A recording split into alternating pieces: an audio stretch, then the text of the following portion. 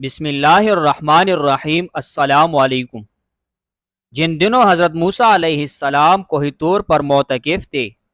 سامری نے آپ کی غیر موجودگی کو غنیمت جانا اور یہ فتنہ برپا کر دیا کہ اس نے بنی اسرائیل کے سونے چاندی کے زیورات کو مانگ کر پگھلایا اور اس سے ایک بچھڑا بنایا، اور حضرت جبریل علیہ السلام کے گھوڑے کے قدموں کی خاک جو اس کے پاس محفوظ تھی، اس نے وہ خاک بچھڑے کے منہ میں ڈال دی تو بچھڑا بولنے لگا۔ پھر سامری نے مجمع عام میں یہ تقریر شروع کر دی کہ اے بنی اسرائیل، حضرت موسیٰ علیہ السلام خدا سے باتیں کرنے کے لیے کوہ طور پر تشریف لے گئے ہیں، لیکن خدا تو خود ہم لوگوں کے پاس آ گیا ہے، اور بچھڑے کی طرف اشارہ کر کے بولا کہ یہی خدا ہے۔ سامری نے ایسی گمراہ کن تقریر کی کہ بنی اسرائیل کو بچھڑے کے خدا ہونے کا یقین آ گیا،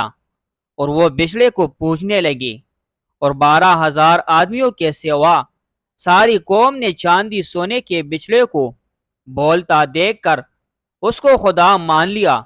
اور اس کے آگے سرب سجود ہو کر اس بچھڑے کو پوجنے لگے۔ چنانچہ خداوند قدس کا ارشاد ہے، اور موسیٰ کے بعد اس کی قوم اپنے زیوروں سے ایک بچھڑا بنا بیٹھی، بے جان کا دڑا تھا، وہ گائے کی طرح آواز کرتا۔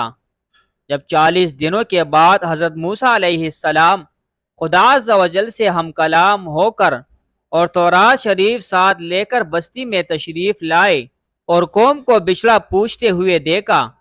تو آپ پر بے حد غضب و جلال طاری ہو گیا۔ آپ نے جوش غضب میں اپنے بھائی حضرت ہارون علیہ السلام کی داڑھی اور سر کے بال پکڑ کر گھسیٹنا اور مارنا شروع کر دیا، اور فرمانے لگے کہ کیوں تم نے ان لوگوں کو اس کام سے نہیں روکا۔ حضرت ہارون علیہ السلام معذرت کرنے لگے،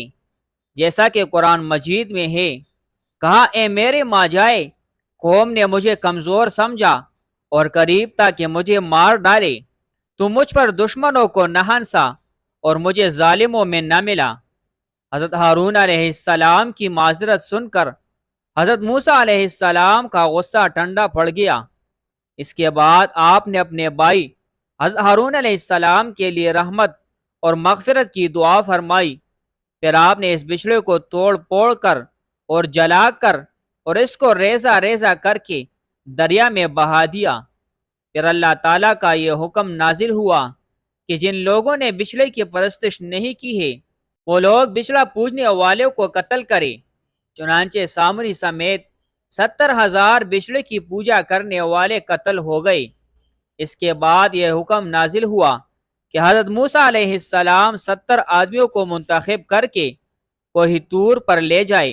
اور یہ سب لوگ بچھڑا پوجنے والوں کی طرف سے معذرت طلب کرتے ہوئے یہ دعا مانگے کہ بچھڑا پوجنے والوں کے گناہ معاف ہو جائے۔ چنانچہ حضرت موسیٰ علیہ السلام نے چن چن کر اچھے اچھے 70 آدمیوں کو ساتھ لیا اور کوہ طور پر تشریف لے گئے۔ جب لوگ کوہ طور پر طلب معذرت و استغفار کرنے لگے تو اللہ تعالیٰ کی طرف سے آواز آئی کہ اے بنی اسرائیل، میں ہی ہوں، میرے سوا تمہارا کوئی معبود نہیں، میں نے ہی تم لوگوں کو فرعون کے ظلم سے نجات دے کر تم لوگوں کو بچایا ہے، لہٰذا تم لوگ فقط میری ہی عبادت کرو اور میرے سوا کسی کو مت پوجو۔ اللہ تعالیٰ کا یہ کلام سن کر یہ 70 آدمی ایک زبان ہو کر کہنے لگے کہ اے موسیٰ، ہم ہرگز آپ کی بات نہیں مانیں گے جب تک ہم اللہ تعالیٰ کو اپنے سامنے نہ دیکھ لیں۔ یہ 70 آدمی اپنی بضد پر بالکل اڑ گئے کہ ہم کو آپ کا خدا دیدار کرائے، ورنہ ہم ہرگز نہیں مانیں گے کہ خداوند عالم نے یہ فرمایا ہے۔ حضرت موسیٰ علیہ السلام نے ان لوگوں کو بہت سمجھایا، مگر یہ شریر و سرکش لوگ اپنے مطالبے پر اڑے رہ گئے، یہاں تک کہ اللہ تعالیٰ نے اپنے غضب و جلال کا اظہار اس طرح فرمایا کہ ایک فرشتہ آیا